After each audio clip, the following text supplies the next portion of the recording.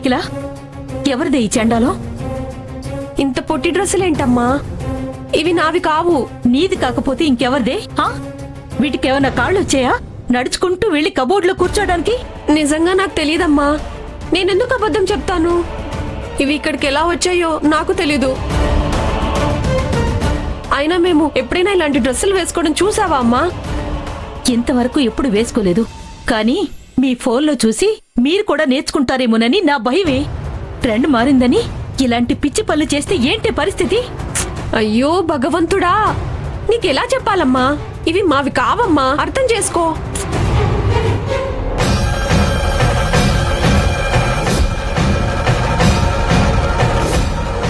అమ్మా, ఇప్పుడు గుర్తొచ్చింది.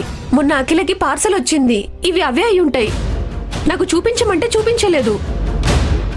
అది ఇలాంటివి ఎందుకు వేసుకుంటుంది? అది తీసుకుందని చెప్పట్లేదమ్మా. ఒక్కొక్కసారి ఆన్లైన్లో ఆర్డర్ చేస్తే ఇలాంటివి వస్తూ ఉంటాయి. మేబీ అఖిల విషయంలో కూడా అదే జరుగుంటుందేమో.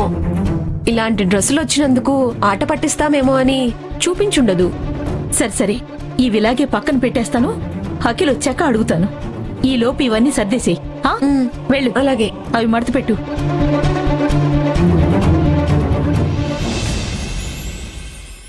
ఈ విషయం గురించి ఎవరికి చెప్పకుండా నువ్వు ఒక్కదాన్నే సాల్వ్ చేద్దాం అనుకున్నావు.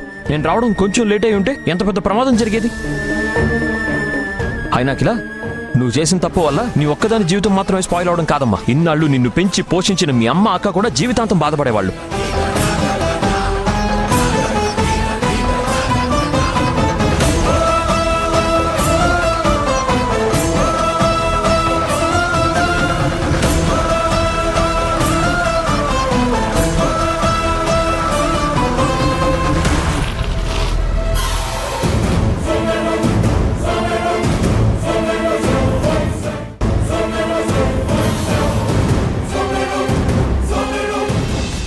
ఎవడో చేసిన తప్పుకి నువ్వు బలయ్యేదానివి. అసలు నాకు ఈ విషయం కొంచెం ముందే చెప్పుంటుంటే వాడికి సరైన బుద్ధి చెప్పేవాడిని. జీవితంలో వాడు ఇంకో ఆడపిల్లకేసి కన్నెత్తి చూడకుండా చేసేవాడిని. సారీ బాబా, తప్పైంది.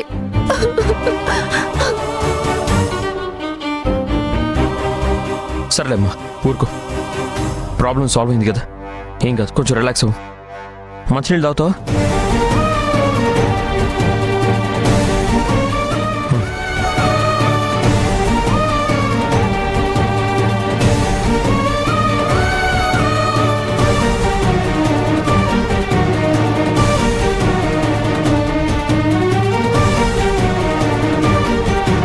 సరే అమ్మా, జరిగిందేదో జరిగిపోయింది. ఇక మీద ఇలాంటి సమస్య ఎప్పుడొచ్చినా నాకు ఫోన్ చేయడం మాత్రం మర్చిపోవద్దు. ఓకే బాబా. అమ్మా, ఇంకో ఇంపార్టెంట్ విషయం. జరిగినదంతా కేవలం మన ఇద్దరి మధ్యలో మాత్రమే ఉండాలి, ఇంకెవ్వరికీ తెలియకూడదు. ఎస్పెషల్లీ మీ అక్కకి ఎట్టి పరిస్థితుల్లో చెప్పుకో.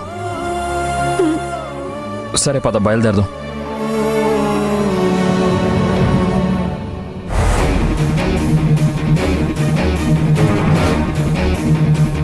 కూర్చోమ్మా.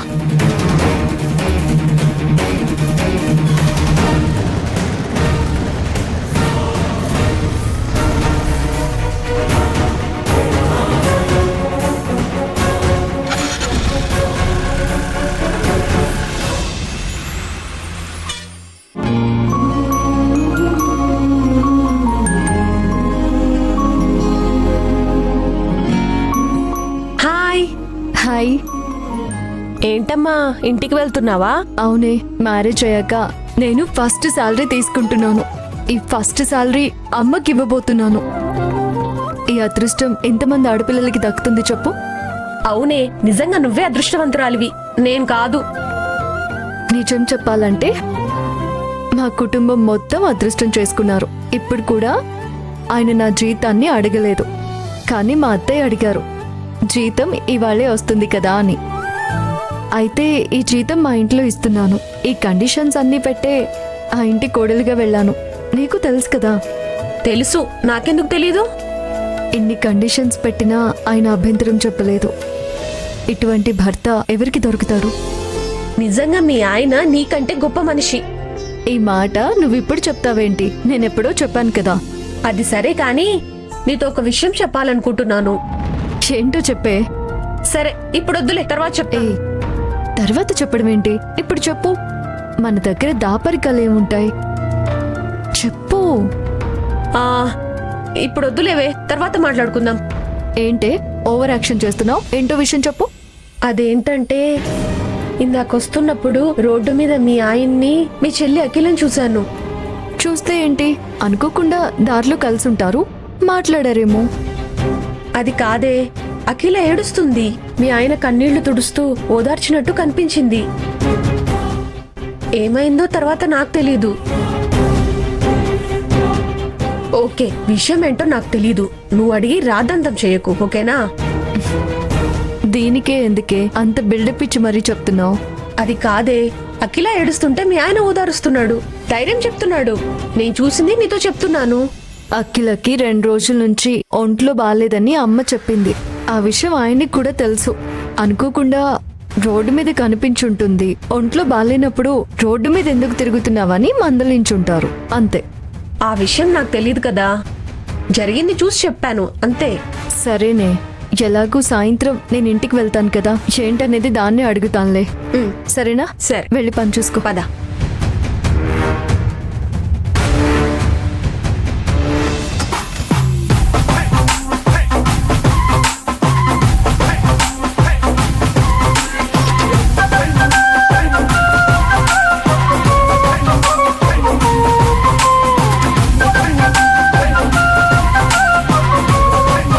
చిచ్చి, ఈ డేట్ కంప్లీట్ అవ్వడానికి ఇంకా 4 నెలలు పడుతుంది.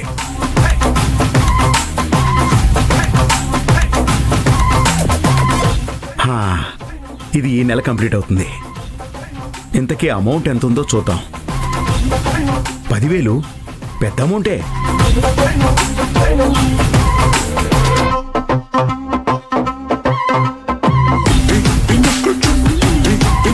ఇది కూడా ఈ నెల కంప్లీట్ అవుతుంది. ఇందులో ఒక 5,000 వస్తుంది.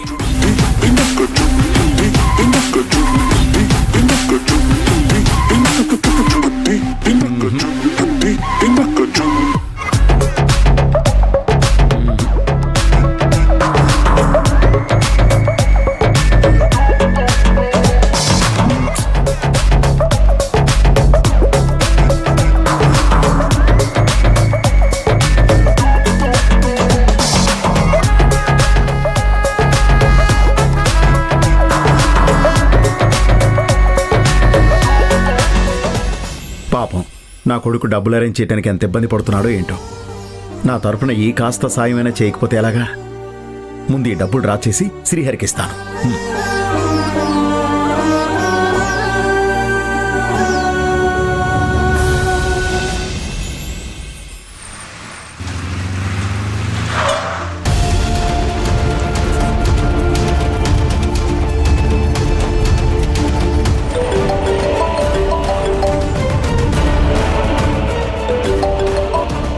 హలో, ఏమండి, మీరు అఖిలని కలిసారా?